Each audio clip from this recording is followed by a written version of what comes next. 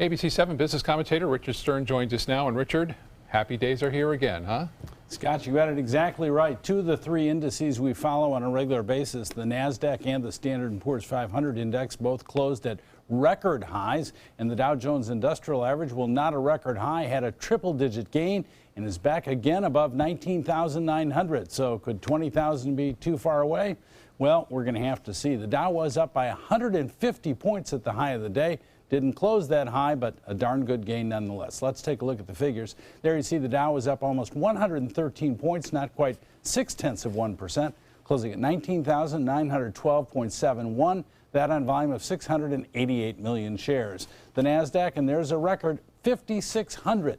5,600.96, up 48 points, more than 0.8%. That on volume of 1,602 million shares. And the S&P, a record as well, up 15 points, 2/3%, closing at 2,280.07. Shares of Kimberly-Clark were up by more than 4% today after the company announced fourth quarter earnings that were well ahead of Wall Street expectations.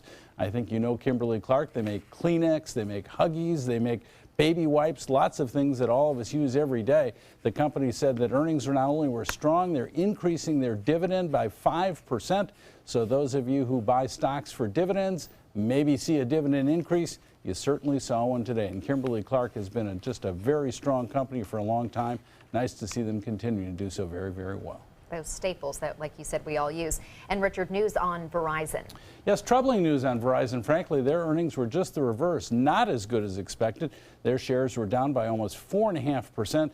And of course, they've had some of their senior executives that did retire at the end of December, have not been able to really replace them sufficiently at this point. And I think they'll turn things around, but a tough day today.